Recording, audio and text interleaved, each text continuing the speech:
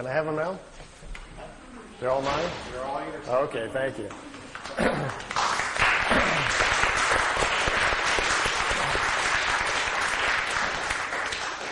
Well, it's nice to be back at Shift with all you fringe people. I kind of enjoy that. I never knew exactly what Shift stood for, so now that I know that it's fringe folks, I feel right at home.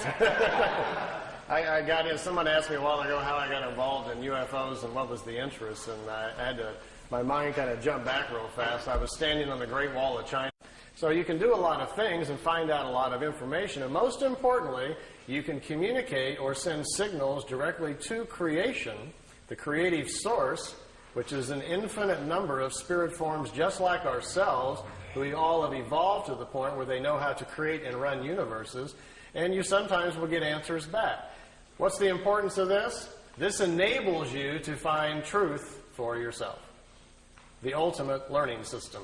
If you have questions about yourself or life and you know the proper symbols and can open the doorways, these things are available to you. Well, imagine Billy, after sitting in this seat, at 7 years old, all this comes back to him. All the language comes back to him so they can communicate with him. And then he steps outside of the craft and is sent back home. He's standing in a forest, 7 years old, out in Switzerland. Craft disappears. He goes back home.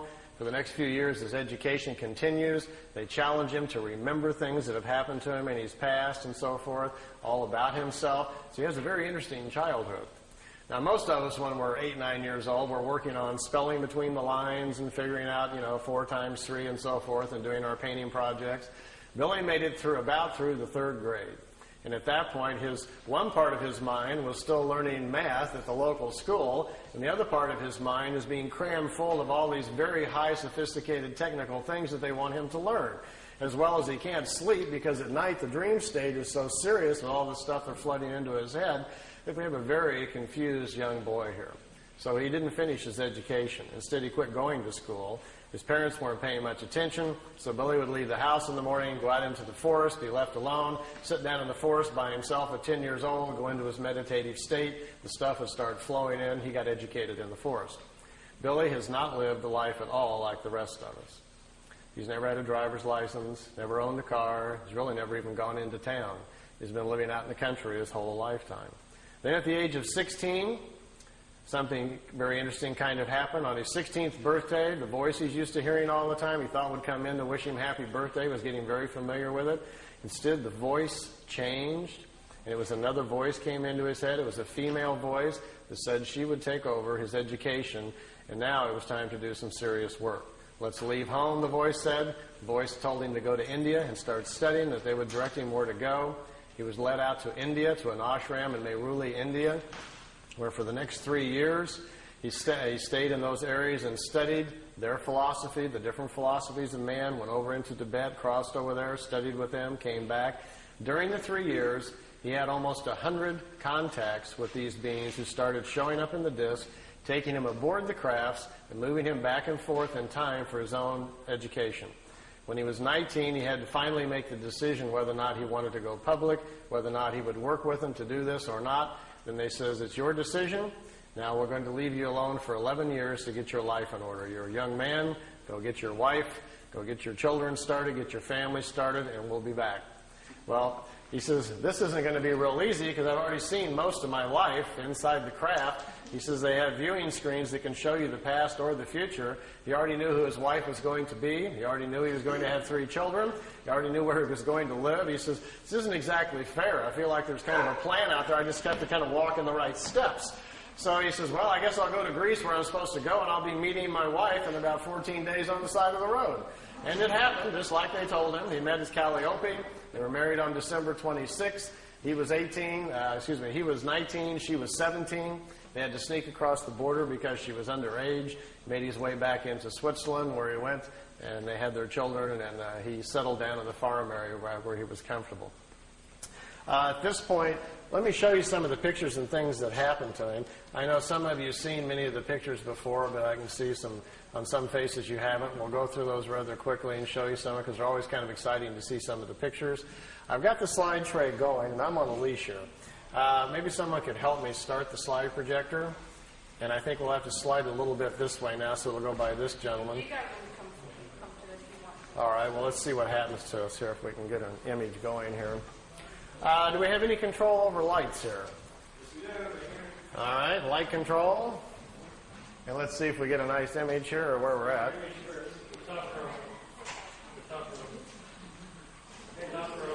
Top row up above. There we go. Well, we can kind of see them. Let's see. This light here is kind of getting on them, huh? How about if I kind of like this? Can we see okay? Now imagine if your young childhood has been like this and you've been in India and you come back to Switzerland where the rest of us in our normal life are, just getting our jobs and going to college, and instead you hear the voice in your head again. It says it's time to come out and start the meetings again, and the voice tells you to bring your camera this time, we're going public. And you go out to the location they direct you to, this thing flies in, and this is a shot from, I think, his second or third contact. We're January 1975, out in the middle of the forest area, about an hour east of Zurich, Switzerland, and this dish shows up. Here's one of the older pictures taken in India back in 1956. Mehruli. He's only 19 years old, and they're picking him up in this disc and trying to educate him. This is his home where he lives now in Schmidruti, Switzerland. It's about 7,000 feet up in the hills. I took these. I stayed there for several months in the summer. Every night after dinner, I like to climb up on top of this hill because it's so pretty and just look out over the valley. Do you know I found, well, I kind of lost count, over 15 people in the area and who live there who have seen the disc, seen them come in by accident. I found 3 people who've driven Billy out to the contacts, watched the crafts come in and pick him up.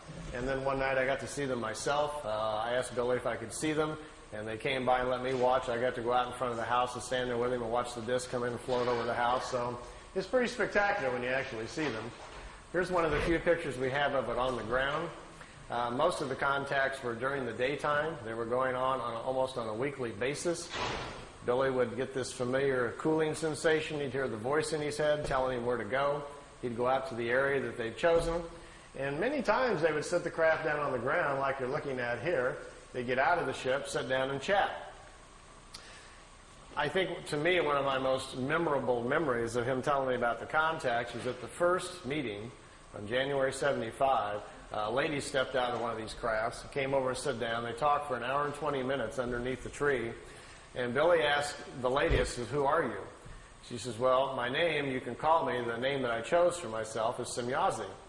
And she says, "Semyazi, how do you spell that, or what does it mean? Is that a family name?" She says, "No, we don't have family names like you do. We don't pass the names on like you do. We've quit doing that. Instead, we've evolved to a point spiritually where we are more in touch with who we are as a spirit. We understand our incarnation cycles better. So we choose names which the name identifies the path of discovery we are on and the type of education we're working on during this lifetime.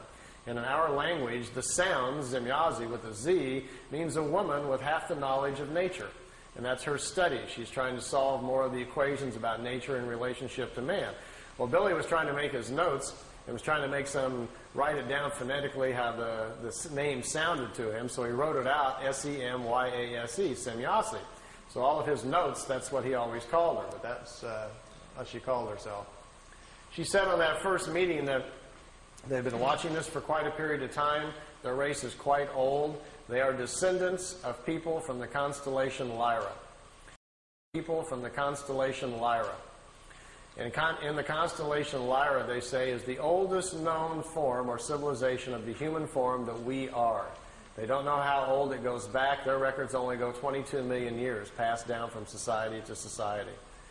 In our Milky Way galaxy, originally it is believed that there were 44 million planets similar to Earth, where the human form naturally evolved there on its own. That number has greatly expanded over the past few million years because of the length amount of time. There's been plenty of time for races to develop space travel, move out, and populate other worlds. The ancient Lyrians from the constellation Lyra apparently did this a lot, populated thousands of different worlds, and because of their seeds, we have a large human population, they say, in our galaxy. The history of Earth goes something like this. The ancient Lyrians came here the first time back about 22 million years ago. None of them stayed here. There was human life developing here naturally at the time. They didn't return again for a long period of time. History really picks up about 386,000 years back. At that point when they returned, 144,207 Lyrians came here to hide out from wars that were going on in the constellation Lyre where they lived. You may have heard that number before. It is presumed to be the number of light workers which will restore the earth back to a spiritual path. Well, it apparently refers to these ancient Lyrians who came here to hide out. When they came here, after they'd been here for a short period of time, it was discovered that they were here. They came from the home planets, found them here, took their ships and their technology and stranded them on Earth, leaving them here so they couldn't return back to Lyra. In doing so, all of them lived their lifetimes out, passed over, and their spirits passed into the other side around Earth. They were stuck here. They say historically that's how the white genetic got to Earth. The original Earth humans were the brown skin race. The Lyrians brought the white skin race here. 2/3 of the white people on planet Earth are of Lyrian or Vegan descent. The other third of the white race they're not sure about. It comes from too many different areas. They can't figure it all out. The Asian genetic on Earth is the oldest in incarnation cycles. It's 5 to 7% older, they say, than the rest of the people here on the planet. From Sirius, we had a black race come approximately 20-some thousand years ago, a very highly developed one, brought that genetic here. We have a blue skin race that lives underground. They don't like sunlight. They have a slight blue tint to their skin. They have a large community under France, and there's a large city still in the Gobi Desert where they live. It's a very old race. It's been on Earth almost for 30,000 years. Every now and then, some of them are seen. They come out of the ground in India. Every now and then, you might even hear strange reports about these peculiar blonde, blue-eyed, blue-skinned people, which really stands out in India. So we have quite a mixture of people on our planet. If you ever wondered how we all wound up here, it's quite obvious we all didn't come out of the same monkey, if you want to follow that line of thinking. So we're moving closer and closer, perhaps, to understanding our heritage. And with some of the tool sets and things that we're learning about going inside and finding out more about our past lives, we're beginning to find out more and more that the Pleiadians are probably correct. We come from a variety of different places around our galaxy, and Earth then finds itself in a very unique situation of diverse people all trying to make it on one little planet. They said normally on a planet, when they find a new planet to look into, there is one race at about the same level of evolution and one color. That is the norm. But on our planet, we've had so much interference. We now have people a very wide range of age, a very wide range of spiritual age on Earth, which makes it difficult to get along. You have a lot of very old spirits who can't get along with the young, and vice versa.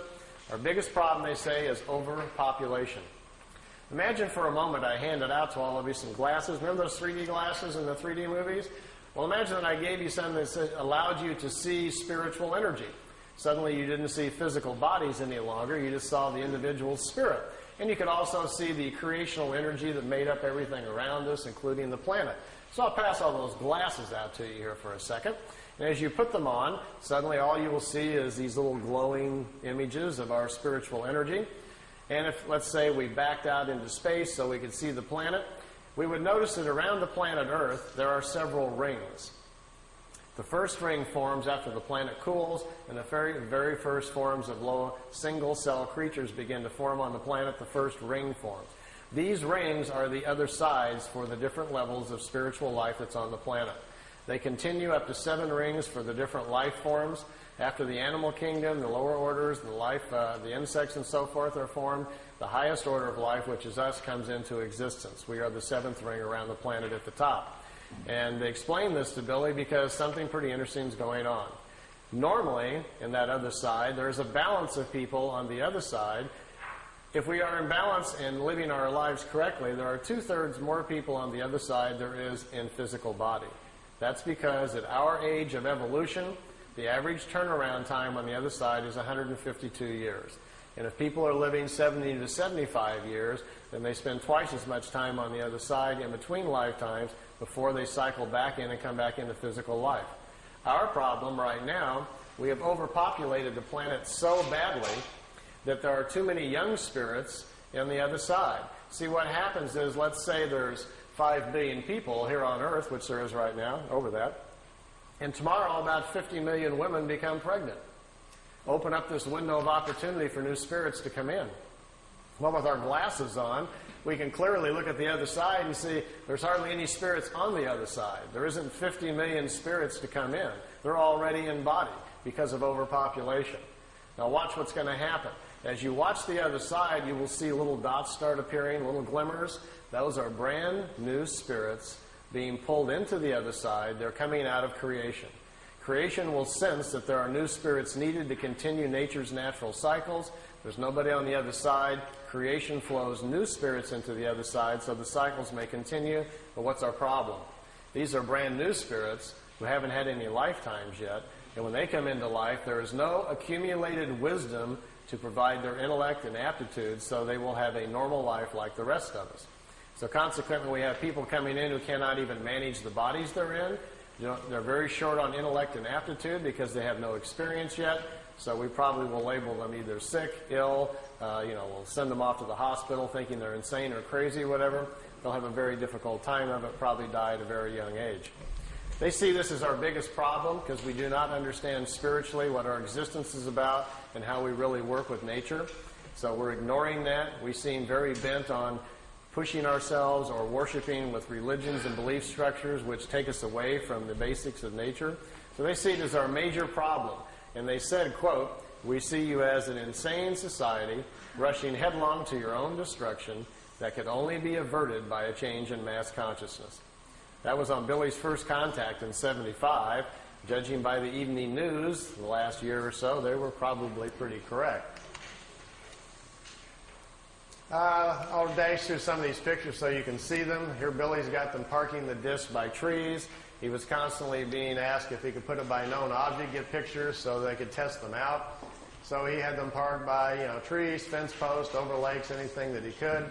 Here he had the craft overhead and he was recording the sound of the ship so that they could check out the sound to see if there was something about it they could figure out. Didn't turn out to be so. It's a terrible sound anyway. Notice this craft is slightly different, has these unusual edges on it.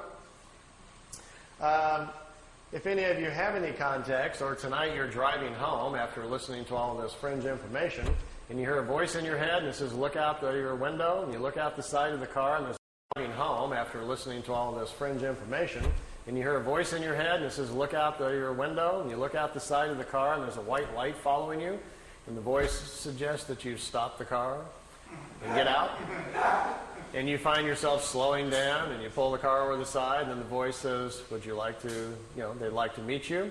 Please park your car and step out." In the craft, you notice the white ball of light is coming down on the ground about 100 yards away, and it's setting down. You quickly look around. Wow, you're all alone. There's nobody out here. Should you be doing this? So you feel a little ripple go through your body. They're scanning you very quickly to see what you're like emotionally, if you're stable, if you're afraid, if you're, as they put it, tipping over in your mind. If you are, which you might be getting just a little excited because it's actually happening, they will send you another feeling to calm you down and let you know all about them, that they're friendly, that this is going to be a good experience, and suddenly you'll find yourself with all sorts of courage and so forth. Find yourself parking the car, actually getting out of the car going, "Can't believe I'm doing this. I'm actually walking out and meeting the spaceship." Craft sets down on the ground, lights go out, somebody walks out of the craft and walks towards you. As you get closer, you feel this ripple go through your body again. They're calming you down. What do we do when we meet somebody? We generally ram out our hand and shake hands, don't we? And then we shake and we get a feel of that other person, and then we check them out physically, look at their eyes and so forth. And we size each other up very quickly to see whether or not we're going to be comfortable with them, and we make a quick snap judgment about whether or not we like this person, and et cetera, et cetera. Well, they don't do that with a handshake. They do it mentally. And that last ripple they'll send through you is kind of their hello. You will know all about them. You will feel them emotionally, and they will make you feel comfortable, so there's no need for the handshake. The time they get up close, they may suggest something like, "If you're not in a big hurry to get home tonight, if you'd like to go for a ride on the craft, we can take you aboard the craft. We'll take you anywhere you want to go in the universe. We'll explain all the mysteries to you. You can sit in our little education seat like Billy did, ask any questions you want, and they will be answered. All we ask, to be allowed to listen to your thinking. We're fascinated by your thought processes. If we can listen to your thoughts, then we'd be glad to take you for a ride for 2 or 3 weeks." Now, if you agree to that, which most of you probably would, after asking them if they could block out a few thoughts that you don't want them to listen to, They say, come on aboard. You find yourself going aboard the craft. Notice if it happens to be a ship like this with the unusual edges on it. This is their more advanced ship, and it's capable of moving in time. The older ones can't do that. So your questions this way can be a lot more complicated. You might want to go back in time and watch the pyramids being built, or see if Moses really parted the Red Sea, or did the crucifixion really happen, or whatever historically might interest you. You could possibly ask these questions, and perhaps they would take you back and let you see for yourself. Well, they'd probably take you out there for 3 weeks. You'd have all these magnificent experiences. You could go to other planets, see other worlds, see other societies. Maybe even go back in time and watch yourself being born, or visit yourself when you were alive 300 years ago. You can do some rather amazing things if they would let you do them. Then they bring you back. You may notice on your chronograph watch that 3 weeks has gone by, but by now you have an understanding of time because they've educated about it, and you're not surprised if they bring you back the same moment that you left Earth time. And you get out of the ship and walk back over to your car, and your car engine's still warm. No time has passed on Earth, and you've been gone for 3 weeks. Now, you get in your car and drive home. What's the first thing you're going to do? You're going to get on the phone and call us, aren't you? You're going to call somebody. You won't believe what happened on the way home from the shift meeting tonight. I've been out here. I've seen this. I've gone here. I've seen all these amazing things. And what are we going to say? Oh, yeah, sure. All that happened right on the way home, right? You got any proof? You haven't been gone, 20 minutes, so we're not going to believe a word that you say. If you're lucky, maybe they allowed you to bring back some samples of some kind, rocks or something from another world. Maybe you brought back some food things we don't understand. Billy has a peach tree in front of the house he brought back from another planet. And when visitors come over there, they go eat a peach just to see if it tastes different. He has some unusual vegetables in his garden. On the desk in his office, he has crystals and rocks and stones that he brought back from another planet. Nothing that, too exotic that really twists your mind too much, but just kind of different than what you're used to seeing. If you were real fortunate and had a camera with you, you might be able to take some pictures of some other places. That would be kind of fascinating to have a look at. So these kind of experiences don't happen too often, but if they do, and that's the ship that you see, make sure your questions are big. We want to know all about it, don't we? This is where we live. This is an artist's drawing of the Milky Way. If you flew in a craft up above the galaxy, notice out here there's a little yellow box on the bottom left there. That's where we live. That's where Earth is. By the way, the Pleiades are only 400 light years away, which means if we got in our Honda and set the speed to 1 light year speed, if we were traveling at the speed of light, it would take theoretically 400 light years for us to get to the Pleiades. But the Pleiades are just right there in the neighborhood. It's 53,000 light years to the center of our galaxy. So we're going to have a very fast ship to get anywhere. Even to get to the Pleiades, who's got 400 years, to get there? If we have time and you're interested, the theory of the crafts, how they work, how they dematerialize them, and how the power system works. If we have a chance later, if that's somebody you want to know, I can draw that out for you and show a little bit about how they're designed, if that's something you're interested in. This is what our galaxy looks like from the side. It's a spiral galaxy, similar to most other galaxies. It's a very normal one. Here's some more of Billy's pictures of 2 regular-sized ships, and notice the 2 on the top are slightly smaller. These are remote vehicles. They're in our upper atmosphere, hundreds of them all the time.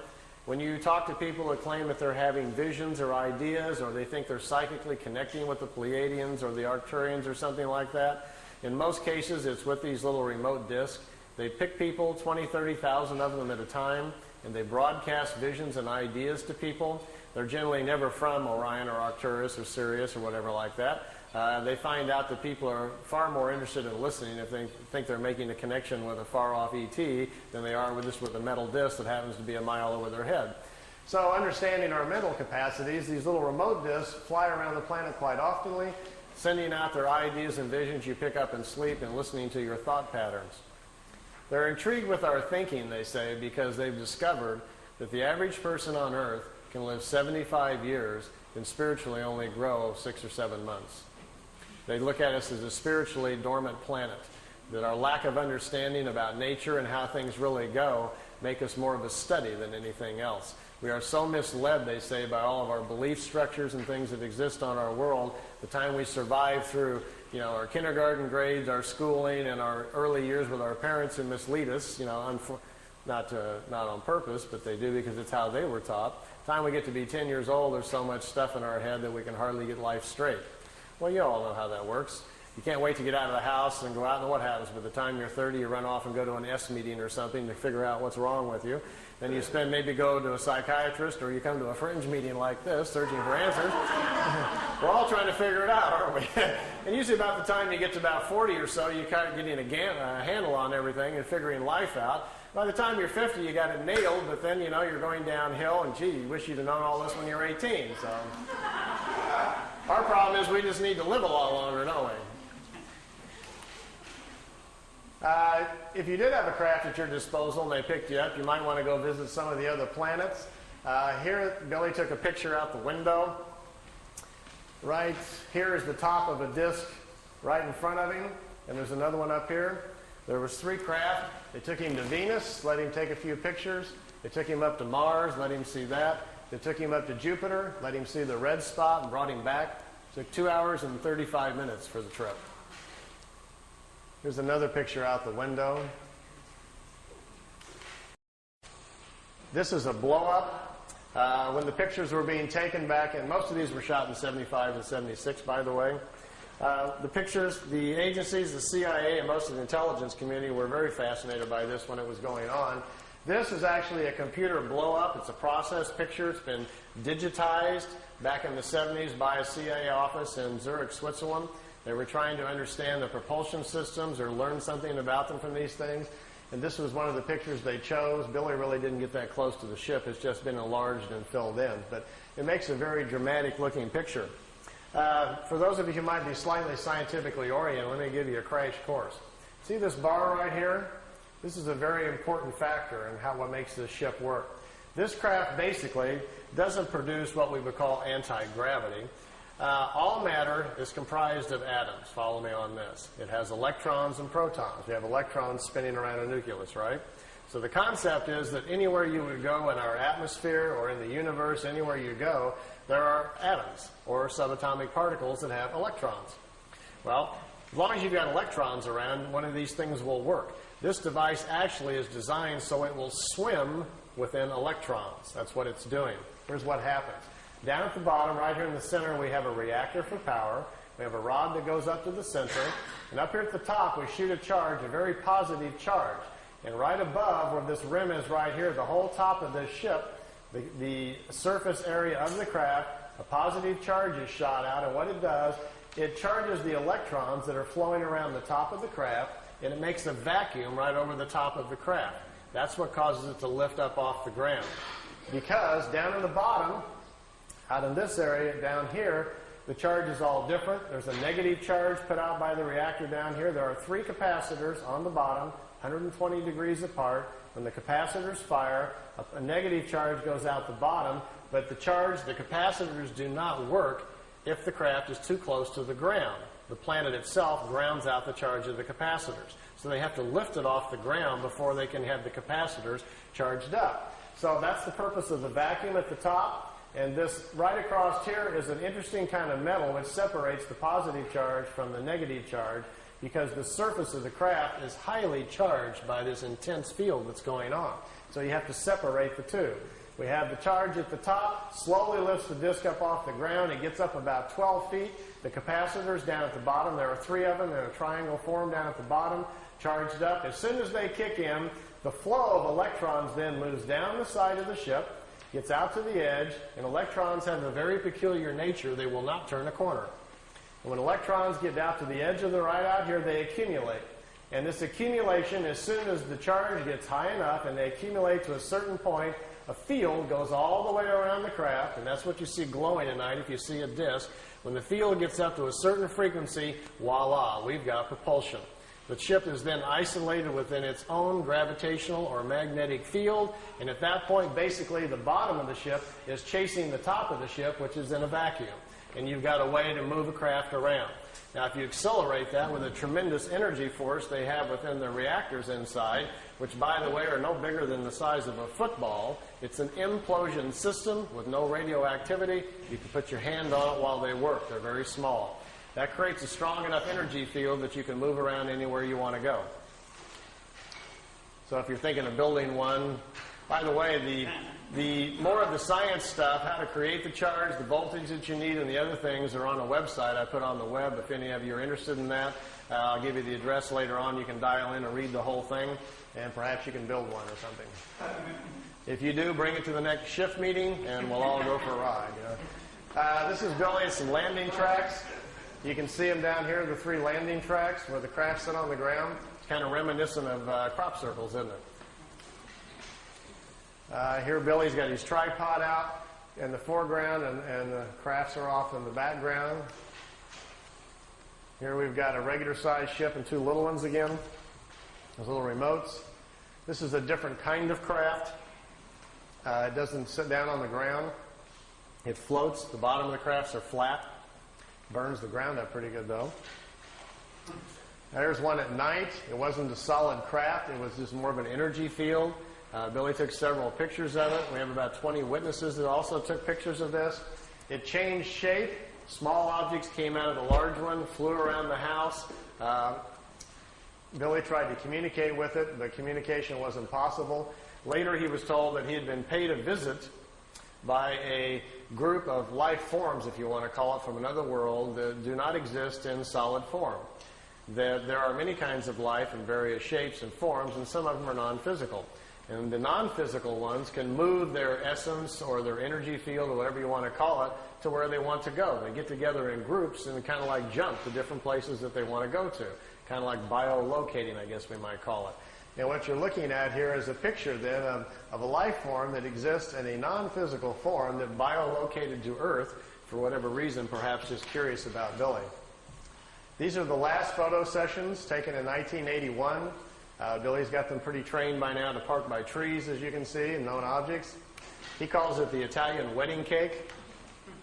The balls on top of it were experimental. They apparently have since dropped that design and no longer needed, but this is a matter displacement device. They first acquired the knowledge to transmit, or you might say teleport, their crafts on their very large crafts first. And then they're downscaling the technology here to the little ones. There's also a movie film of this coming in and zipping around the tree that he shot at the same time. And here we are coming in around behind the house. How would you like this to come floating through your back window? You look out and here's coming down in front of the house. That's where Billy lives in Schmidruti. Like they say in Men in Black, some swamp gas reflected off of Venus, and you got to. Well, as you can see, this is why this case has been about the most controversial in UFO history, because with these kinds of things to look at and talk about, it gets everybody pretty charged up. And here they are leaving at night, taking off from the house. The film imbalance causes it to look gold. The craft is actually silver. Here you can see the bottom of it, what looks like some sort of crystalline objects down at the bottom with some sort of etchings all around the circumference. Okay, we'll stop right there. Okay, we can have the lights back on now. Everybody kind of watch your eyes.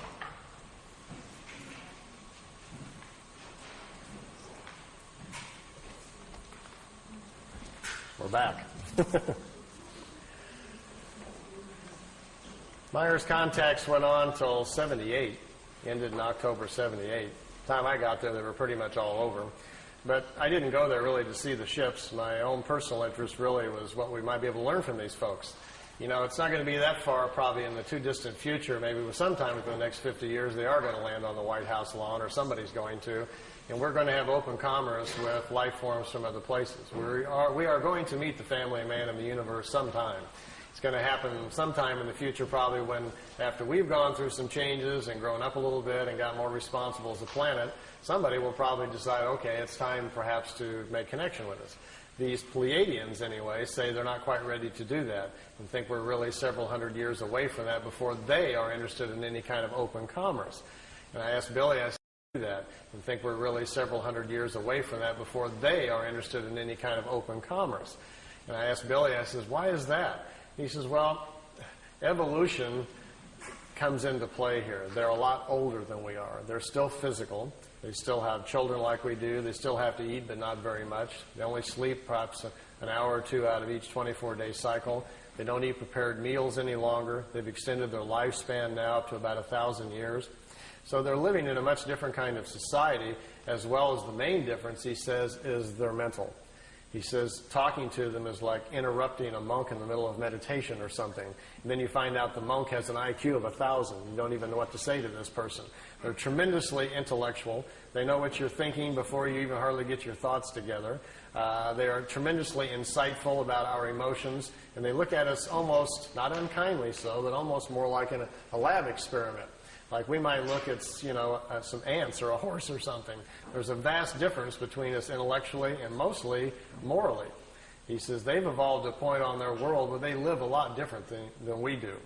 There's this very small population there. There's only around 400 million people on the world. We have 5.5 billion people here. If you've traveled around the world very much at all, this is a pretty crowded place. The planet itself looks like there's nobody on it when you fly up in the air a little bit. But then you go to our cities and we're all just standing on top of each other, aren't we? You'd think we would spread out a little bit and share the space, but of course that's not good for zoning laws or making money, so I guess we won't do that for a period of time. They have no major cities on their planet because, for one, they don't have economics like we do. They don't have government quite like we do either. They have more of kind of a wisdom system where they find the smartest people in certain areas and put them in charge of certain things. What a concept. Perhaps if we did that. Yeah. Remember 2 or 3 weeks ago when they were trying to get us to go bomb Iraq again and there were all the signboards were out in front of the White House? Somebody was holding up a sign which really summed it all up for me. It said, "Smart bombs, stupid leaders." And I said, that is the sign of our times right now. They're on the media trying to convince us to go over there and bomb a bunch of people and kill them again, And most of these people that are going to die, we're not at war with these people. They're scrapping for a living over there trying to feed their children. So that's where we are at as a country. We have smart bombs but stupid leaders. So we obviously have to make a few changes here. On their planet, for instance, if you have a Department of Agriculture, we would all get together and find our 10 smartest people about agriculture, and we would put them over here in a building, call it Smart Guys About Agriculture, and we would ask them questions. Well, we don't do that. Instead, we hire smart lawyers from South Carolina who just allocate funds for this and then take it back for that and stick it over here. Our whole government's based on shuffling money around, not about anybody knowing what they're doing up there. So if we would actually change our system to something like this, we may be on the beginning inroads to fixing some of our problems here. If you go to their world, it's seemingly very, very quiet. There's no cars. It's very peaceful. Billy says the people, for the most part, looks like either they're asleep or they're all in a trance. He says they're very, very mental. They communicate very openly, like in an open consciousness, like an open phone line. And he says there's something going on he didn't understand quite at first. He says, because we're not doing any of this. Imagine that all of us had become mentally so powerful that not only could we listen to each other's thoughts, but we got to the point where we could really honestly tune in with nature and understand it. You could really communicate with a leaf, and you could literally talk to a rabbit as it was walking by you. We were really tuned in with the world we were living in. And then it fell upon us, as the elders of the planet, to do something about a deteriorating environment. And all of us got together, and we knew the answer. We knew if we took part of our mental force and projected it into the atmosphere, we could not only clean it up, but we could put an energy into the atmosphere which would help all the creatures in nature. Everybody would live longer. We wouldn't get sick any longer. Our metabolism would change, and we could control the quality of our physical life. We understood this. So we all sat down one day and said, let's do it. We took hands. We charged our minds up. We got into a higher self as high as we could, and we charged the atmosphere up, and it changed all the life on the planet. People quit getting sick. People quit being emotionally unhappy. It stabilized the planet. The food started changing so that when you ate a small pear or a peach, you no longer got hungry. You didn't need to sleep as much because there's available energy to everyone. Everyone could tune into it to become educated. There was no need for schools. All we had to do was teach our children to sit down and tap into this consciousness, and all of the knowledge of the elders would be available to them. This is how they're living on their world. And they protect this mental environment. They don't let people from other worlds come and interrupt it and upset it. If you and I were to show up there with our cameras and our tape recorders, wanting to, have them stand in front of a tree so we could take their picture, they may accommodate us, but Billy said even when he was there, he continually felt like he had to be quiet, like he was in a church or something, like he knew he was upsetting something going on. He says they don't like a lot of visitors because normally the visitors aren't tuned into what they're doing mentally. And it's looked upon like a virus or a sickness in the atmosphere when lower life forms come to visit. I told Billy, I says, but I thought they'd ask you on a couple of times if you'd like to come back and live there. He says, yeah, you can do that. And I says, well, how would they do that? You being a much younger life form, or even me or somebody else, if we went to live there, I mean, they would let us do that? And they says, well, it's possible. They brought some people there. He says, they might put you in an out-of-the-way area. But he says, they have a way of redoing your thinking. They can fix your brain right up. I said, how do they do that? And he says, oh, it's a thing that happens, and he talks, his English isn't very good. He says, you know, before you're born, when you're inside your mother, he says, between the 8th and the 15th week is when your spirit sends the information to the mother about who's coming in from the other side. And there's a signal, a pulse signal that comes into mom's DNA that says such and such is coming in, so we need to create a brain network that's strong enough to contain all the accumulated wisdom that's coming in. Now, once the brain is formed with mom's DNA and this new signal that comes in, he says, as the body begins to form, after about the 4th month, he says, when there is commitment, when the spirit is ready to come in and it looks like we've got to go here, we're going to have a full pregnancy, he says, then something happens in the acids in the brain. He says, there's a copy of all of your accumulated wisdom from all of the lifetimes goes into the brain and the acids in the brain. And that's what kickstarts, so to speak, your consciousness, creates your thoughts. That's why one child is so different than another when they come in. You got one that's screaming, wild, yelling, throwing fits. The other one's very quiet and smiling, just wants to watch television. This is what sets up your personality and your character traits when you come in. It's that initial download of your personality as you're flowing forward from lifetime to lifetime. It's your operating system that's coming into play. He says if you were to go to a Pleiadian world, they can transplant the acids in your brain and change you overnight. He says you even get choices, almost like designer choices. What would you like to be like? They can take the acids from other people's minds and so forth and put them into your brain, and it only takes about 24 hours and you are changed. You are, for the most part, it's high-speed injected learning. But he says the trade-off is you're no longer exactly you, because who we are as a personality and as a character is a large reflection of what we know, how we think, and how we act. And all that's going to change very, very quickly overnight. So you would have to be willing to put up with that. You're going to go through some dramatic shifts in personality, as well as your intellect is going to dash forward very quickly. So usually what they do is they kind of like pick out the style that you need. If you're a scientific person, lean that way. If you're a more nature person, whatever it is you might be leaning towards, they can give you these kind of injections, so to speak, slowly over a period of a few weeks and very gently change you into a different person. You get up to their speed mentally. And the nice part, he says, is as soon as you pass over and finish that lifetime, it carries forward.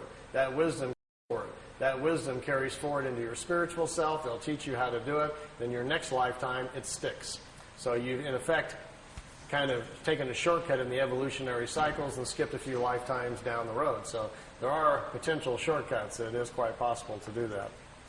I think what I'll do here, I've got some movie film, too, of the crafts flying around, and then I want to do a little drawing and go over some of the mind and spirit things we've learned from them about how levels of consciousness and thinking and so forth. I didn't get to do any of these things the last time I was here, so I thought that might be kind of entertaining tonight. But before we get to that part, any questions you'd like to ask about ships, Pleiadians, landings, anything else? Anybody got a question about anything you want?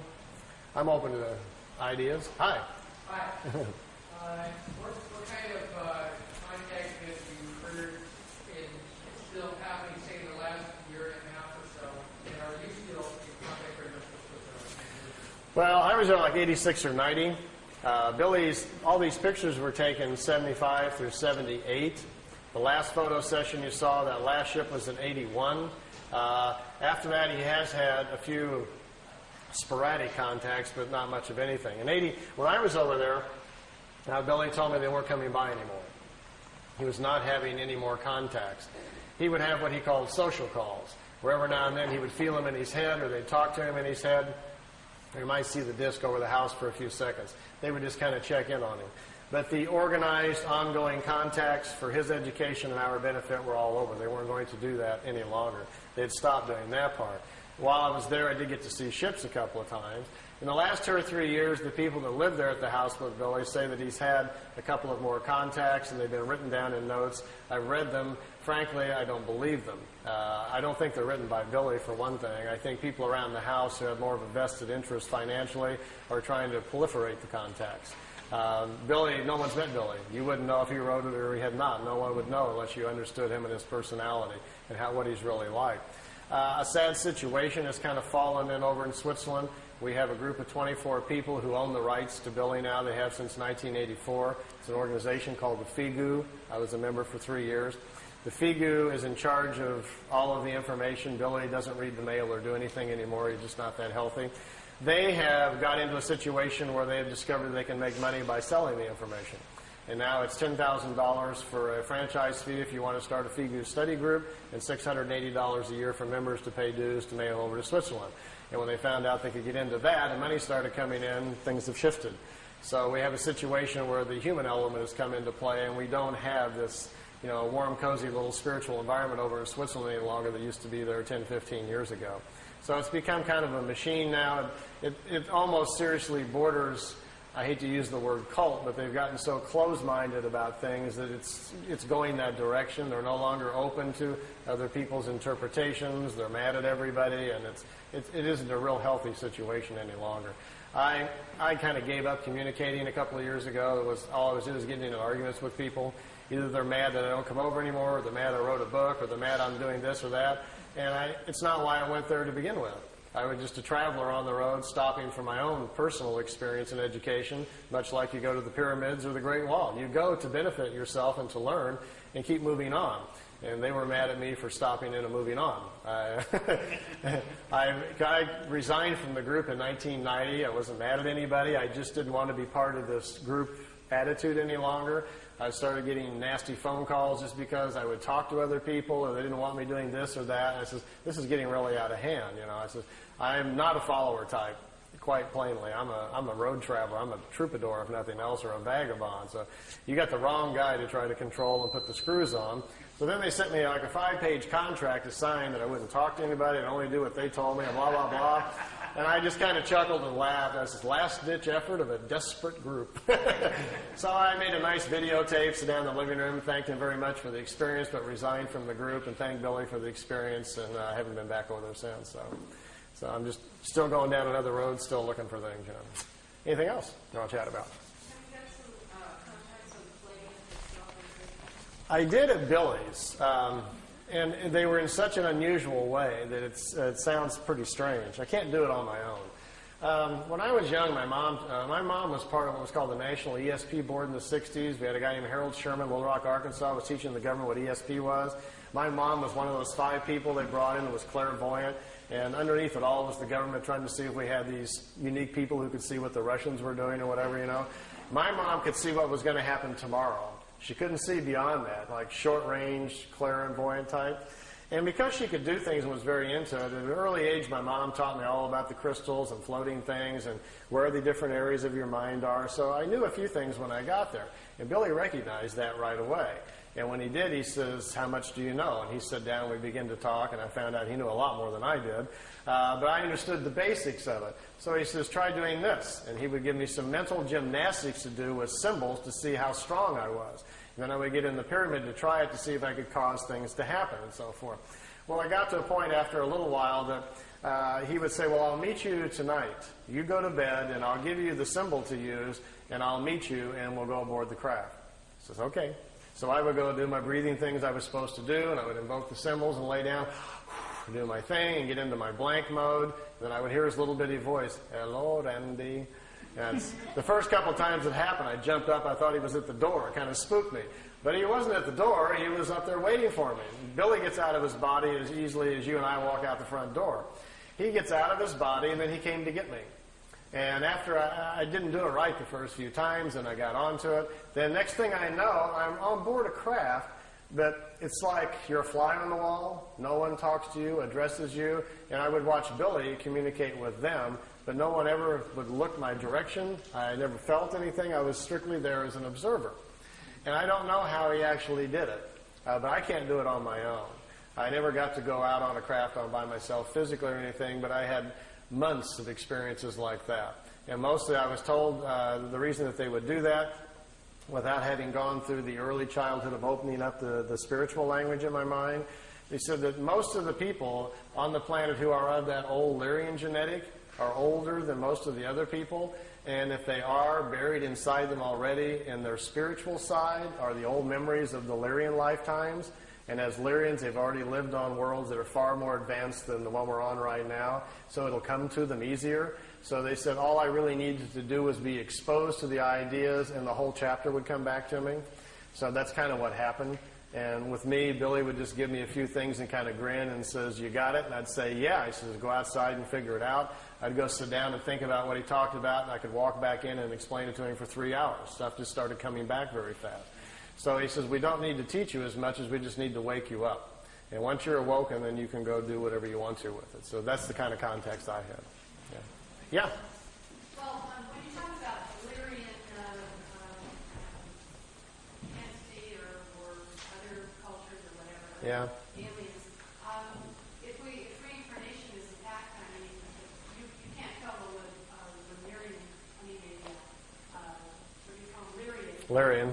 by walking down the street, because the bodies are not going to be all in one. Right. We're all mixed up. No license plates, anything there. No, we can't really.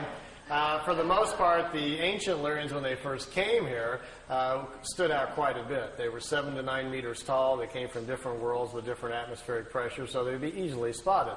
He says, this is what they came from different worlds with different atmospheric pressure, so they'd be easily spotted. He says, this is what went later on to much of the Greek myth and the folklore about the giants. The Lyrians also are the people who in the past have taken earth people and mixed them with fish and with animals and other things, creating the old stories of mermaids and different things. Those things actually kind of happen. But their bodies, after a few incarnations, will deteriorate down to normal size because of the sun that they're living within. It will come back down.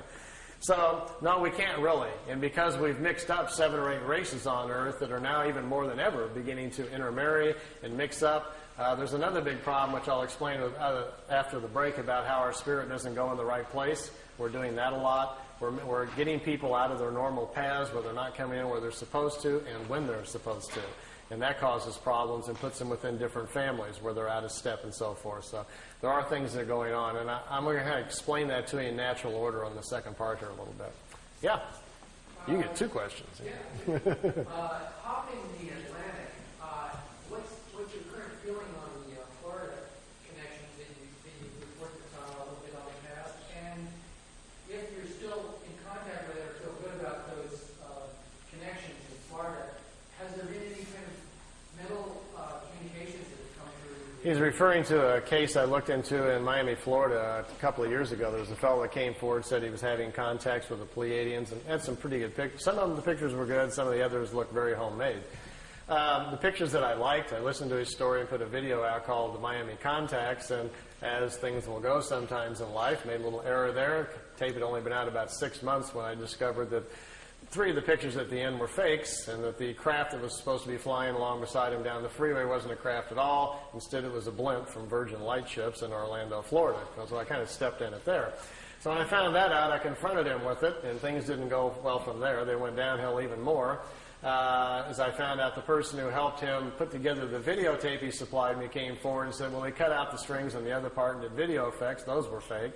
As it came down, it looks more and more like the gentleman had 1 or 2 contacts, the early pictures, which I liked to begin with, and I don't think they ever came back. And after that, I think he's taken, like some people will do, to manufacturing them for personal gain or for personal, recognition or whatever. And since I've gotten to that point where I just told him, left it kind of open, says I would love to examine your case more if you can supply, genuine negatives and so forth and proofs we need to really look at the case.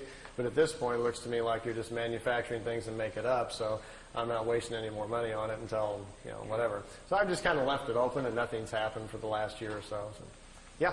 Yeah, I used to get into making pyramids years ago. I've done some rather good sizes. I had a 3/4-inch copper plumbing pipe and followed many books on it. That pyramid phenomenon is supposed to sound very fantastic. Do you have any No pipes over there. size of the plans or what they actually did? The pyramid itself, you can't stand up in it.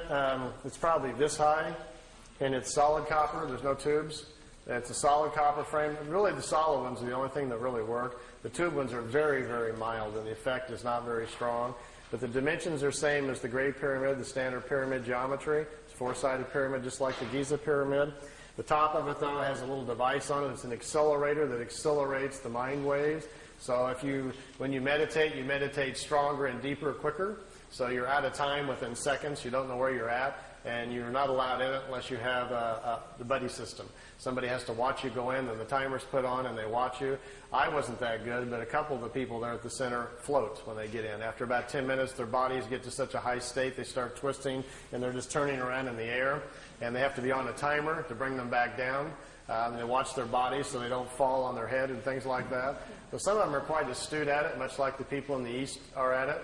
The accelerator is no longer there. It was taken from Billy. The Pleiadians took it back. They made it for him and provided it. They took the accelerator back, so it's no longer on the pyramid. But this pyramid's solid copper. It's all the walls. It has like a little entrance inside. Yeah, you go underneath. It's copper, right? Yeah. Yeah, you crawl underneath, and you come up inside of the pyramid and sit down on your little pad and get into position so your head's 2/3 of the way up, the critical spot there where the waves come in. The function of a solid pyramid is to block out the world. See, all of us are broadcasting all the time with our minds, but we're not used to listening to other people's thoughts. Instead, our fields protect us from that so we don't hear it. So my point is that we are living amongst everybody else's broadcast, and plus all the stuff that's in the air all the time, from radios and TV and everything else that's in the air. But you're just not consciously aware that your mind has to defend itself from all these field energies, as well as properties that are moving in the universe. The function of a solid copper pyramid, once you get in, and the reason it's copper, that's the best defense against other kinds of field energies. So you're isolated more, and that's what you're after. By becoming more isolated, your mind then no longer has to defend or protect itself, so to speak, from outside influences, and they can better do its own work. That's the concept. And then if you have an accelerator, you're not only are you not protecting yourself, you're turning up the volume on your own mind, so you just move forward on the evolutionary scale about 1,000 years there, or 1,000 lifetimes very quickly, by suddenly being isolated, having your own field intensified. So there's a whole process Billy puts the people in the group through to learn clarity of thought, power of observation, to see things clearly. He doesn't let anybody in the pyramid who emotionally is out of balance, is prone to fears, anxieties. You have to learn to control all that before you're even allowed in it. So it's a whole system of mind and thought, which I'll go over with you a little bit on the next section. And once that's obtained, then you're allowed to use the pyramid, and then who knows where you're going to go from there or something. Yeah. No, I never floated around. I'm not that good. But yeah, over here.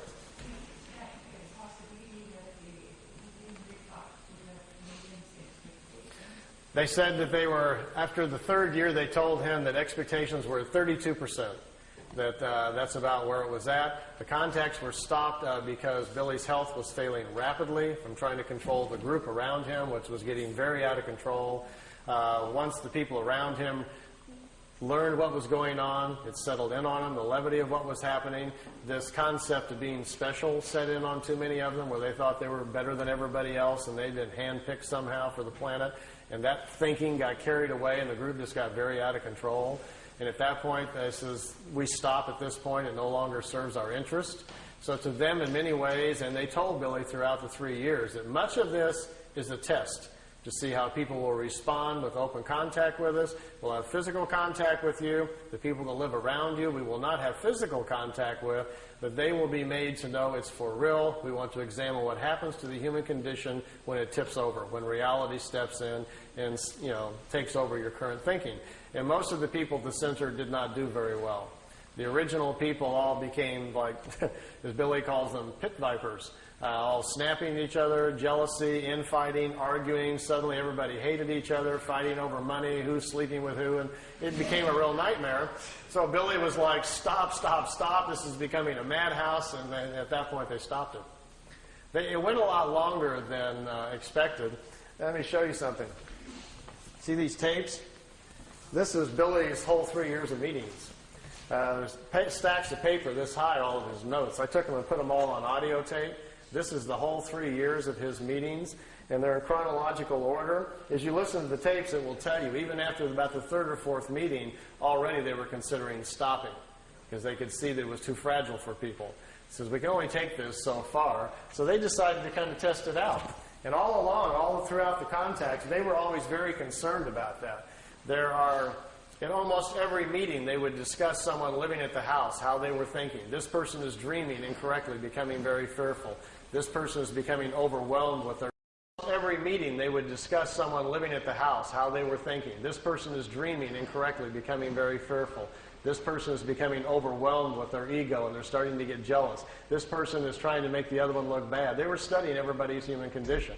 And so to them, it became kind of like a laboratory thing, and Billy was kind of like sitting in the middle.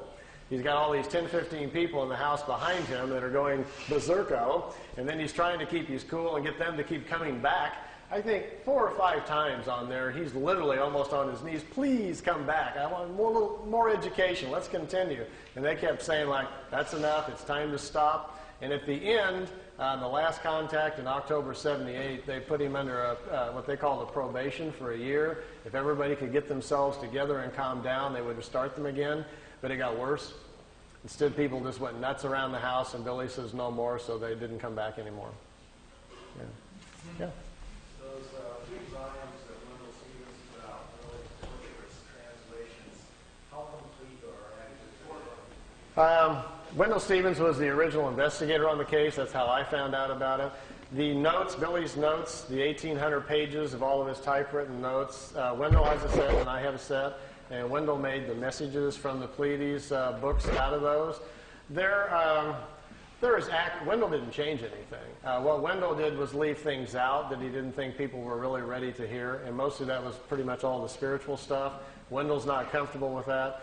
You must remember that Wendell's more of a nuts and bolts, chase the UFO picture kind of guy. So it was his decision just to leave a lot of that out of the books. But from what I've read in him, Wendell didn't make any effort, neither did I, to try to change anything, and we just figured let the marbles fall wherever they do. My book, The Pleiadian Mission, is a little different. I actually went to Switzerland because Wendell and Lee wouldn't give me all the notes. And so when I was traveling on my next trip, I said, I'll just go to Switzerland and get them myself. So when I did, I was interested in all the stuff that wasn't in the Messages books. Of course, the Messages books weren't all out yet at that point. So what's in mine is pretty much, most of the book is 67%, 60 to 70%, mostly the spiritual stuff, which is what I was particularly interested in.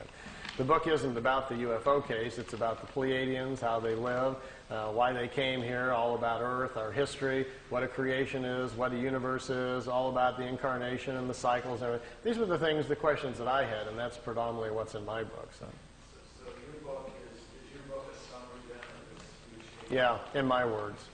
Yeah.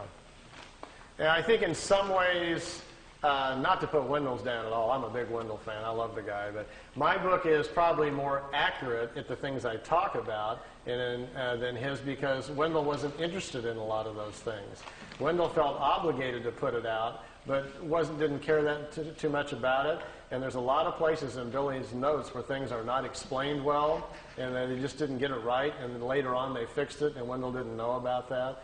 So Wendell didn't take the effort really to look into things that much because he wasn't that interested in it. Of course, reading the translations are an exercise in masochism. I've got one set of them. I used to make sets of them every now and then for study groups. People, the whole pile of them. Yeah, they were translated by a German student who didn't speak English. So he got a dictionary and transliterated it, just word for word without fixing the grammar. So it's as you read it, after you read the first few pages, that you're about getting a headache trying to figure out where the adjectives are. Why isn't the adjective over here? And we don't speak that way. But then you get used to it. You get a flow after a while, and you kind of look at sentence by sentence, and then you start reading them a little bit better. So the translations are lousy.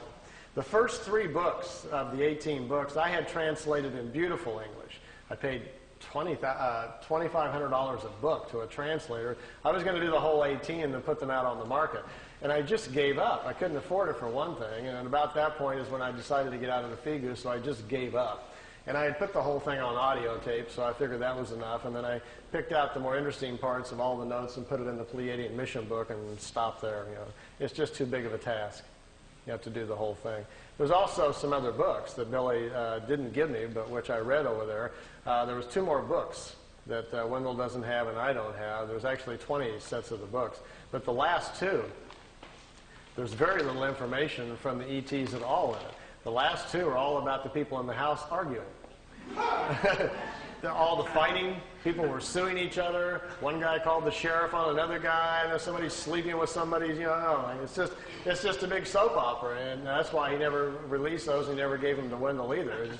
It's a real interesting study of what happens to a small group of people in a remote area when something like this happens to them. They were just overwhelmed with it, and the human condition went crazy. So, now, none of us would do anything like that, I'm sure. But yes, I could write a whole other book just on the soap opera of my life inside the FIGU, all the stories and everything. But I'm not so much into the messenger, I'm into the message, so I really wasn't looking at any of that. I went over there for my own self to get educated, and that's all I really paid attention to. Yeah. Well, let's take a little seat break. I see a lot of people squirming. And men's room this way, and ladies' room is that way. And I'll be at the table. He's down, and they're punching everything. You might want to squirm around in your seats just a little bit so you can see the TV. I've got a little extra videotape you might kind of enjoy. I mentioned earlier about those of you who on the way home tonight might catch a ride and get to go see a few things. What kind of food? Meier says he never saw them eat anything but like apples and peaches and oranges, just fruits and stuff. They don't eat. He says in their homes there's no kitchens. They don't make meals. He says basically they almost don't eat. Yeah. They would just go nuts at a Jack-in-the-Box, I imagine, He says they kind of munch. He says they don't have to eat very much. They eat very small quantities. And something in their atmosphere controls their metabolism. They don't get hungry very often. And they don't sleep very much. They sleep like an hour and a half and 2 hours on a 24-hour-a-day cycle. But he says they're in deep REM within a couple of minutes. They just fall out like they're dead. They wake up in about 2 hours. They're totally revitalized. And a lot of them sleep even less than that. So he says they're far more mental. They've gotten to a point with their own evolution where they're more in control of their whole body mentally. And so things are a little different. We're a little out of control with our bodies. So, what I've got on the tape, I've been up here a couple of times before, and usually I try to bring some new things for every time when I come around. I've got several tapes laying around the house that I've gotten in various places. What's on this tape? And I wasn't going to show the tape of the other planets and the mothership of Jupiter and the dinosaurs and things, but I had 4 or 5 people ask me at the table, so I think it's on this tape. So we'll start it up and see if it's in the right spot. So I should tell you a little bit about what it is. So I know this is a fringe group, but I don't want anybody falling off their chairs there. So. Imagine, if you will, that you did get a chance to ride on one of these, and you said, just as a lark, gee, could you take me up and show me some other planets? And they do, and you start seeing satellites and other equipment around Mars and so forth, and start asking questions. And they tell you, well, there are projects going on your own planet that are already going up to the moon and Mars that they're not telling you about. And these satellites you're looking at and this equipment is part of joint efforts by America and Russia on one group, and also the Germans, the technologists who survived World War II and went on their own, are already building communities up there. They're way ahead of everybody else. So there's some stuff up here that you're not seeing on the evening news. So I'm going to show you a couple of those things. As well, at one point, Bill asked if it was possible to go back in time and actually see dinosaurs. He was just kind of goofing to see if it was possible. And they says, well, yeah, it's possible if you would like to do that. So the pictures, there's 4 or 5 pictures on here of dinosaurs and of a prehistoric Earth. Like I tell everybody, I can't tell you if they're real or not. They're just interesting to kind of look at. He says he went back in time to a prehistoric planet, that he actually got out of the ship and saw prehistoric creatures. He got back in the ship with his camera and took some pictures of them. So those should be on here too if I've got the tape anywhere close to the right place. And then I brought with me, which I haven't shown in quite a while, just for you to see. It's a few minutes of the crafts flying in and zipping around a little bit. There's several different segments, and we can look a little bit at that. And then I want to go over some of the mind and spirit things. Last time I was up here, we talked about doing like a workshop on the weekends for people that were interested in more of the spiritual stuff. And we're thinking about doing one this Saturday, but that's not working out. So I'm going to go over a little bit tonight about what we do at the workshops, and I'll give you a taste of what we'll do. And then for those of you that are interested, we'll get together with Charles, and we'll come back up this summer sometime when we can get it organized. And then we'll do it on a weekend. We can do a 1 day or 2 day. If we do all of it, it takes me 2 days just to get through everything, if there's enough of you that are serious about doing it. I have my own copper pyramid that Billy made for me that we use in groups, and I'll teach you some meditations, and I'll teach you some of the mind things, different areas of your mind, how to use the symbols and find them. So it's kind of fun stuff if you're interested in following that kind of path, as well as we'll go over some things about the universe and how our cycles, our incarnation, how the rings are formed, and we'll have some fun with that and try some things. So we'll do a little bit of that tonight. I'll go over it just a little bit. So let me see where I'm at on this tape and see if I'm anywhere close to where I want to be. Oh, yes, here's Venus. His first flight around our solar system. Here's a picture of Mars.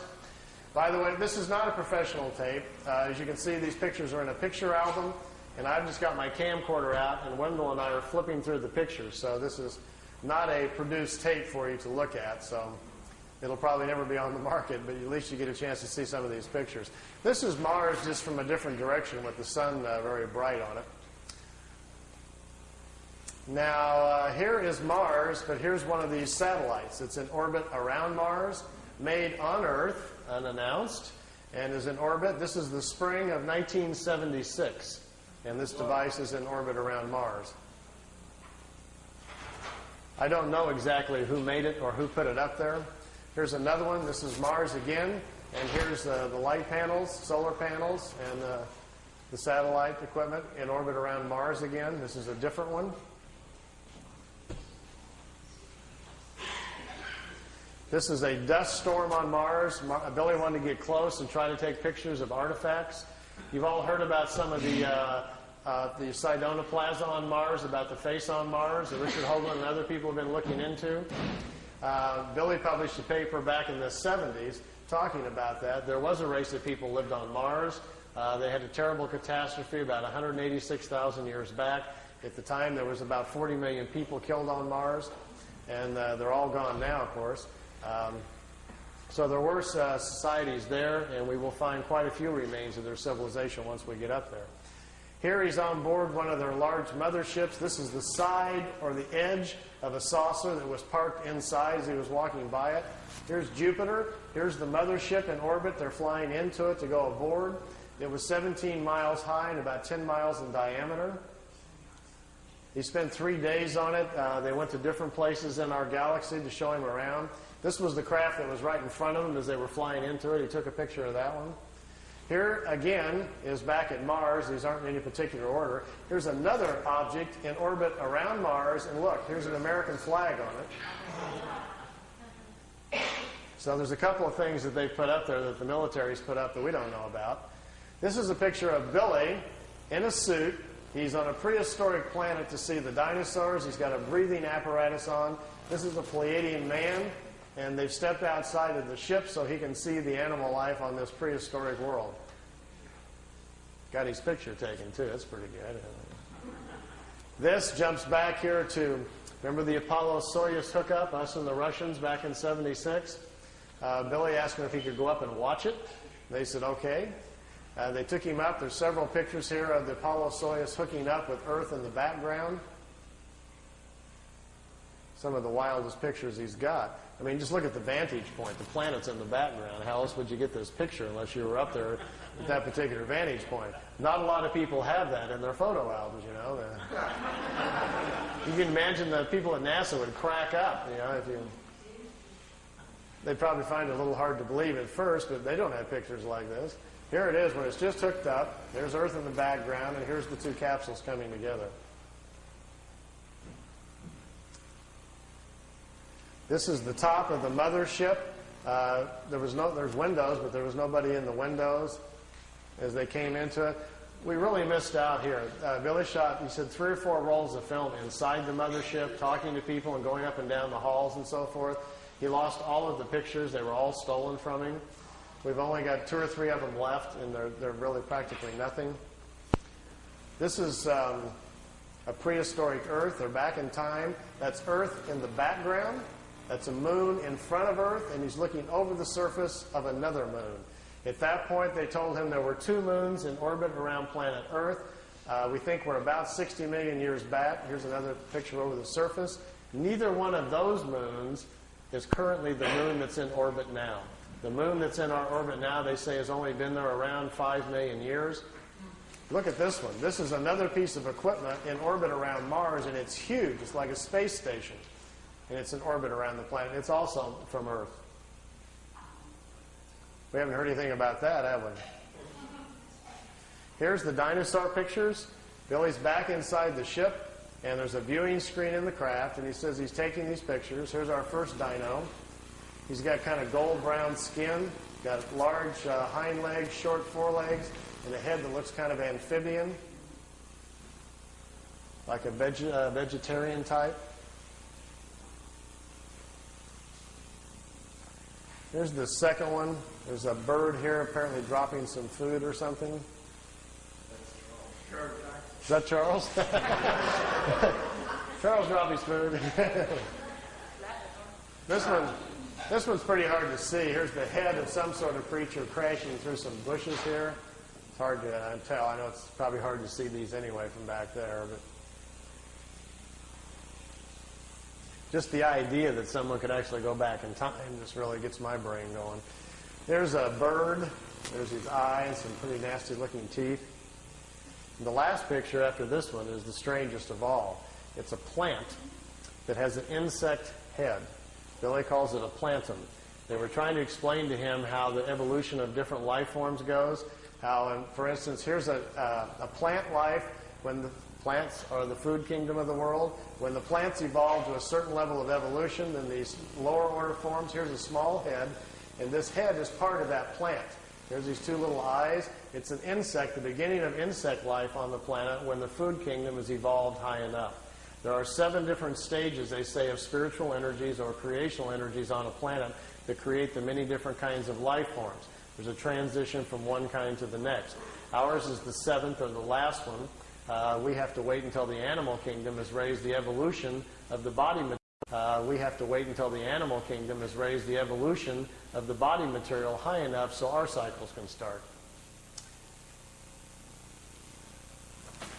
Okay. Oh, I didn't know these were on here. These are some of the Miami pictures. Some of the ones that I didn't put on the tape because I'll kind of go through them here. Here's the kid in Miami. His name is Manny Escondon is his real name. He's taking notes. Here these discs came in. His girlfriend took the pictures.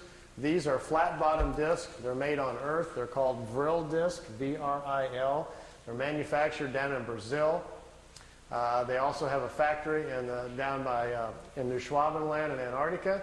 There's another picture. There's a news copter came in. Look at the first 3 discs. When they see the copter, they start to turn invisible or put their shields up. And the first 3 crafts that go out in a series are just becoming invisible when he snapped the picture. It was taken with a Polaroid at 1/30 of a second, so it caught it right in the mid of going out there. These discs were designed by German technology in the late 40s. The first ones we know of that were tested out were probably around 47 or 48. They're called Vril levitation devices. As you can see, they actually fly quite well. Notice the nice V formation. Being typical earthbound Air Force pilots, they're still flying in formation. We understand this technology a little bit because intelligence has shot down some of their ships, learned how they're doing it. And when you hear rumors about how the Americans are building flying discs, what we're doing is playing catch-up to the German technology that's been around since the 40s. Their technology has accelerated tremendously. They make 2 different types of levitation devices. That's what we're doing out at Area 51. We manufacture the devices in San Diego. They're put together by General Electric. We test them at Area 51. Here's the German disc parked down on the ground at a facility down in Brazil. Here's 4 guys standing next to it down there. There's a whole row of them. He couldn't count how many were down there. He had his Polaroid with him and grabbed a few short shots there. Over here's 2 guys here on a craft coming in. You can see the 2 guys standing here. And down here at the bottom, which I know isn't clear, is one of these old bell-shaped crafts. Many of you are probably not familiar, but there was a fellow named George Adamski back in 1962 who claimed to be having contacts with people from Venus. This was the craft he was taking pictures of. George's contacts were real, but he wasn't having contacts with anybody from Venus. The blonde-haired ladies that were inside the craft were actually from Brazil. That's where the crafts were flying out of. They've been making them down there since about 1947. They find it very convenient if they make contact or land somewhere to tell people they're extraterrestrials, and we're very open to it. If they tell them, hi, we're part of a German intelligence group from Brazil, people would freak out. I got my camcorder and I've got my micro lens on here, getting as close as I can to this picture. It's a very, very small Polaroid picture that's about that big, and it got wet in the rain. He left it in the windowsill, so I've ironed it and put it on paper so we didn't lose it. And I'm copying it with my macro. Here's the whole picture. Over here is one of the old bell-shaped discs. There's one in the air. Notice the platforms they're sitting on. There's a guy standing here. There's a guy over here just coming out of this disc. I'm trying to get real close to the bottom of it here so we can see what they're like. This is an area, if you look on a map, I've got a little videotape over there if you're interested in learning more about this information, called Space Cities. I've narrowed it down to about within a 200-mile range where this facility is at and what they're doing down there. Here's the guy standing there. The discs sit down on the platforms. Remember earlier I was telling you about how the condensers charge out the bottom? They have to charge the field up. If you get too close to the Earth, the charge dissipates because it's grounded. These metal platforms, they sit them down on the platforms, then they can keep the ship charged up. And if they need to take back off right away, they can. They don't have to wait for the ship to charge back up. The platforms charge them up for them, so they can lift right back off.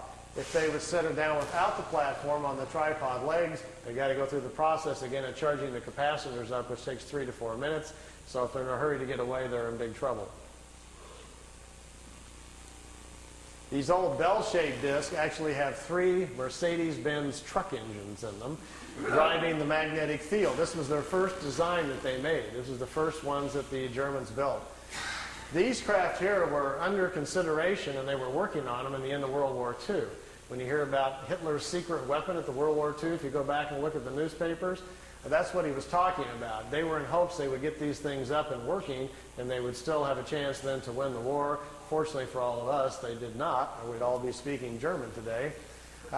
Interesting side effect, too, once they finally did get them up and working, they made lousy war weapons because the field around them prevents you from dropping bombs or anything out of them. It ignites the bombs. So it took them a while. They don't even have weapons on them for a while, and then they had to come up with other kinds of devices. This was the first pictures I saw from the kid in Florida of his German contacts, and to my knowledge, I still think they're his best and perhaps his only contacts. I think he probably had a couple of contacts from these people. They came, they took him for a ride, it looks like on 1 or 2 occasions, and then perhaps they never came back. So we found this situation on several people around the planet, so it's not an uncommon situation. And this is from ET technology, but it was before 487. It wasn't ET, nothing to do with ET. It wasn't. No, just good old German intelligence figured it out. I can tell you where they got it. It's kind of a long story, but basically it came from German people who had traveled to India to study the concept of the virile, the energy of the universe, and they were trying to figure out how to levitate their own bodies to move in time. And they came back and they explained it to people what they were doing in India, how they were trying to travel in time. And some German engineers tried to build a machine to travel in time, but when they turned the thing on and lifted up off the floor instead, they didn't time travel, but it floated. And they stumbled onto the idea of how to make what's called a virile levitation device. We think they did that probably the first time and sometime probably around 25 or 27. And then the concept laid around in private circles for a while and then became a potential thing during the war and then really didn't happen until after the war. These are Billy's pictures, some of his early movie footage. We got a car going down the highway over here and the trees blowing in the foreground here, and here's the disc. They're trying to show him, just allowing him to take some movie film of the craft. This is a few minutes long, so if you want to ask any other questions, feel free while it's running here. I'll just kind of let it run. You can see they float. The field around the craft that supports it, the ship is kind of in its own self-contained environment, so it floats on the gravitational wave, much like a boat on water. And when they blink out, what is the technology there? They really don't go anywhere. They figured out how to make them invisible to our eyesight by controlling the frequency of the field around the disk. It's just a trick. They set the field up to a certain frequency. It bends reflected light. We can't see it. You and I don't see direct light. We see reflected light. Sun bounces off of me, goes to your eyeball, and you see me. This is a demo right here, I think, where it blinks out. If I put a very strong magnet, for instance, between you and I, right here to interfere, you keep turning it up, eventually the magnet will attract the photons that make the light and bend them, and they'll go the other direction, and you couldn't see me, but they can see me over there. But you wouldn't be able to. So that's the basic theory we think they're doing. They've just figured out how to cloak themselves by bending light and causing our eyes not to see it, because they don't go anywhere. They were clear to Billy that the craft is still there. If you're inside the ship, you can still look outside and see everybody else, but they can't see you. And yet we can see optics beyond them. And yet we can see optics beyond them. Yeah. Yeah, there it blinked out, and it'll come back on in a second. Blinks There's in. a Japanese documentary which showed this thing blinking out, and then it showed frame by frame, it showed a green light emanation just before it blinked out. Well, this is from that documentary. That's where it came from, yeah. Billy shot 9 sections of movie film and gave them to Junichi Yaoi in Japan, and they put together called Beam Ship, the movie footage. Originally it was called, a film came out in Japan called Contact, and then the Contact bombed at the box office. Nobody showed up to watch it. And they previewed it in Kansas City about 1982 or something like that, and people booed the movie. They didn't believe it at all, so they took it off. And so then it came out on videotape like 7, 8 years later, and all this footage was on it. You know. Nobody was too interested in looking at it. See how the craft just kind of floats? Let me move on down because there's several on here. And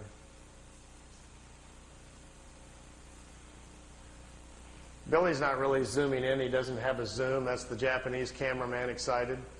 What you're looking at is Billy was in his living room showing this footage on his own movie projector, and the Japanese came over with their video camera in the living room sitting next to him, and they're taping off of his screen.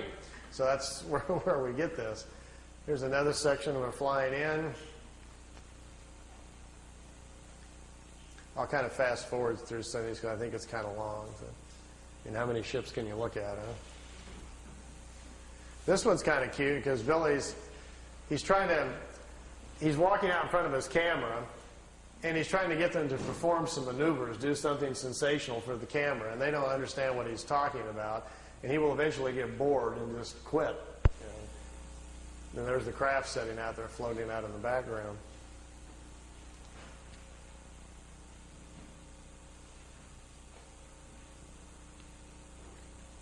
But the best ones are still to come. Let me move on down the road here a little bit.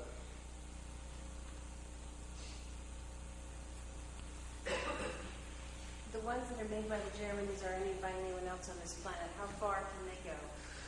We're not sure. We think the Germans have pretty much solved the whole problem. From what we understand, they are able even now to, they're going to other worlds. We don't know the distance with which they can go. We don't know for sure whether or not they've figured out how to be interdimensional or not. The ones that we're building are very beginning stages things where the crafts are still taking off with rockets. They get up in the air, they turn the drive on, and then the craft then operates from there. They're not taking off and landing with the drive units. We're a little behind in the technology here. Here's 3 of them out there floating around.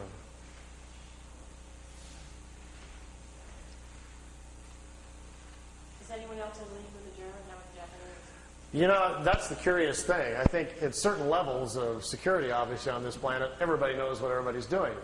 So it's at some point up there in higher levels, everybody knows what the Germans are doing, what the Americans are doing. We don't know. We're the last ones to learn about it. But I tend to think that the Germans have probably, I like this one, that races across and then wobbles. There is some cohesion, if that's the word, between America, England, and Germany, but I'm not sure exactly what it is.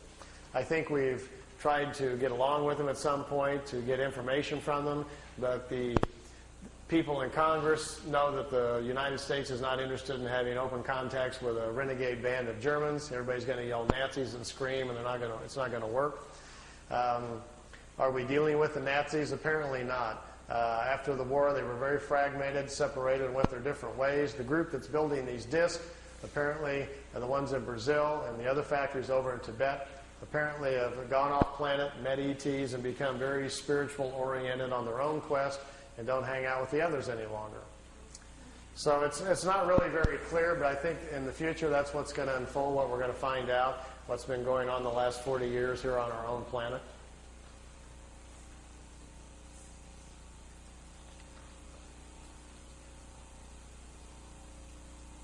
Notice when they go to the right or left, they have to tip it up, and then it kind of staggers to the right, staggers to the left, like an old Star Trek episode or something.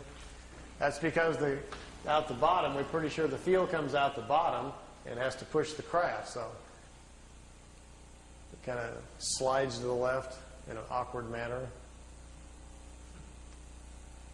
They're not really designed for slow speeds or idling, you know.